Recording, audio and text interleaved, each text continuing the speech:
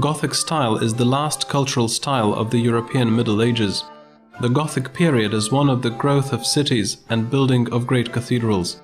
The style, which formed in the middle of the 12th century in France in the environment of Ludwig VI and bishops, from the 13th to the 15th centuries already dominated all the Catholic European countries. In some places, such as Lithuania, Gothic style, along with the Renaissance, remained until the end of the 16th century. Strengthened centralized royal power, increased political, economic and cultural power of cities, monastery reform, crusades, and the maturity of scholasticism strongly influenced the formation and spread of the Gothic style. Architecture, and primarily church architecture, embodied the best innovations in engineering, the worldview of scholars and the principles of style of that time. Structural innovations, decorative ribbed cross-like arches, pointy arches and the buttress system reveal the features of Gothic architecture. Because of new construction methods, buildings became taller, walls grew thinner, windows became larger and the interior spaces filled with light. Buildings were decorated with architectural elements, masswork, pinnacles, wimpergs and sculptures. Gothic style was brought to the eastern Baltic region by orders of military monks. Gothic stone castles of the orders from the 13th to the 14th centuries surrounded the Baltic lands. The Balts themselves built wooden castles at that time. During the times of the first Gediminids, especially during the times of Vytautas and Gediminas at the end of the 13th century and the beginning of the 14th century, there were already stone castles in Vilnius. In the 14th century such buildings appeared in Kaunas, Senieji Trakai, Medininkai, Lyda, Krėva, Grodno and Naugardukas.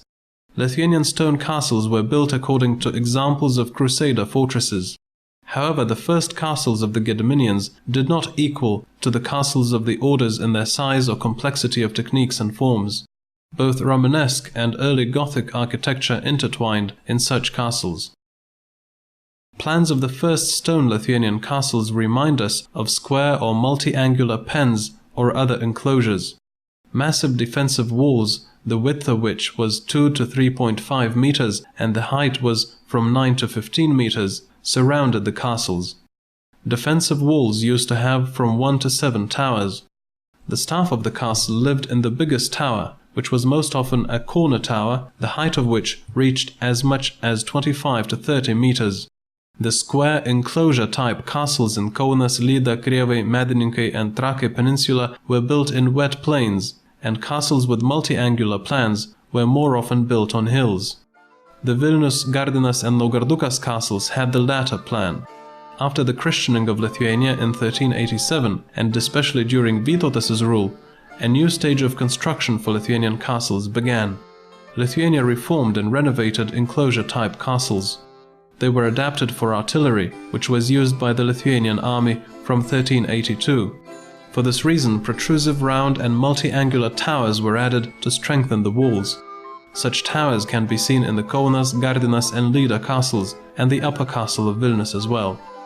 The need to strengthen the state precipitated the renovation and furnishing of luxurious palaces in castle complexes for rulers and dukes. In the new Trakai Island castle complex, luxurious 2 to 3 story palaces were built, in which Gothic-style features, modern at that time, such as tapered opening lintels framed with an edging of profiled bricks and ribbed cross-like or complicated star-shaped arches, were easy to spot. Baltic stonework, widely used until that time, was replaced by Gothic stonework adopted from German stonemasons. Bondstones and stretchers were alternately laid in a row, and stronger dark over-fired bricks made up patterns of diamonds, X's and crosses. In Gardinas and Naugardukas palaces there were chapels built at the end of the 13th century. They did not have complex content and forms, but they were the first Christian stone buildings in the Grand Duchy of Lithuania. Late Gothic style flourished in the Western Europe of the 15th century, but only the roots of Catholic culture were pushing into Lithuania, bringing their own traditions of Gothic art at that time. It is known that Gediminas had churches built for the Franciscans in Vilnius, Naugardukas, and churches were built in Vilnius for the Dominicans as well. Some sources say that a Franciscan monastery was built in Vilnius before the christening of Lithuania. St. Michael's Church was built before the christening and later it was reconstructed. Meanwhile, Byzantine culture spread from the occupied lands of Russia. it was seeping through the estates of dukes, many of whom were tied by marriage to Russia. Byzantine culture was also spreading through merchants and craftsmen who moved to Vilnius or sometimes even other Lithuanian cities. During Algirdas's rule, Orthodox churches were built in Vilnius and monks probably settled here as well. Lithuania ended up on the crossroads of Eastern and Western Christianity. Interaction of the cultures was reflected in art and architecture. Unfortunately, today we can only guess what Christian buildings of the pagan state looked like. The Melm Treaty of 1422 finished the war between the Grand Duchy of Lithuania and the Crusade state. A great number of merchants and craftsmen came from Russia and the West. Most of them were Germans from Riga. As trading recovered, cities started growing more rapidly next to great palaces and trade routes. Churches and monasteries began to be built in the lands of the Grand Duchy of Lithuania. Vytautas the Great and Vladislavas Jogaila were the initiators of these construction projects. Thanks to their efforts, Franciscan monasteries were established in Vilnius, Gardinas, Ashmena, Pinsk and Rohicinas. A cathedral was built in Vilnius. Also parish churches were built, such as St. John's Church in Vilnius, St. Peter's Church in Kaunas and others in Trakai and other important population centers. Vytautas funded the Benedictine monastery in Old Trakai. The Vytautas-like architecture of these churches is now hidden under layers of later reconstructions. Tall, late Gothic or luxuriant Baroque towers replaced the original silhouette of the complexes. However, they kept some of their original features like the shell and Gothic stonework of walls and pillars, the size of the hall, the rectangular plan, portals of profiled bricks, and window frames. Due to a lot of reconstruction and hardship, there are almost no work of art remaining in the interior of churches to remind us of the times of Gediminids and Vytautas. Only a few examples of wall paintings and sculptures have accidentally survived. At the end of the 13th century and the beginning of the 14th century, there were many Gothic-style imports from Poland, the Czech lands and Germany, as well as Byzantine-style work brought from the lands of Russia and works created by craftsmen who moved to Lithuania. In their works, just like in architecture, the features of local pagan times, Russian Byzantine style and European style most often intertwine.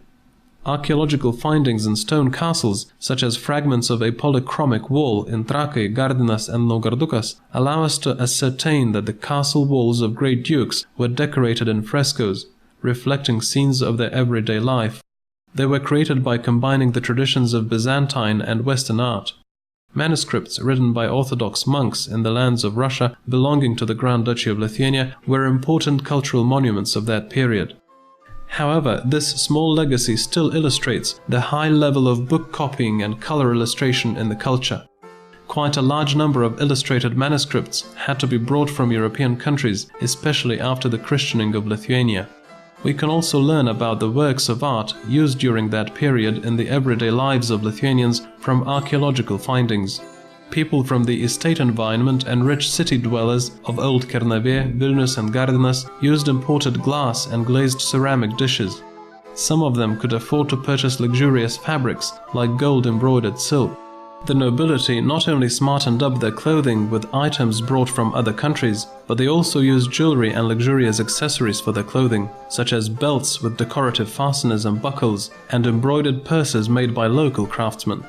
Starting in the second half of the 14th century until the beginning of the 15th century, craftsmen from the cities of the Grand Duchy of Lithuania began to make black or Gothic-style ceramics, at the time widely spread over all parts of Europe.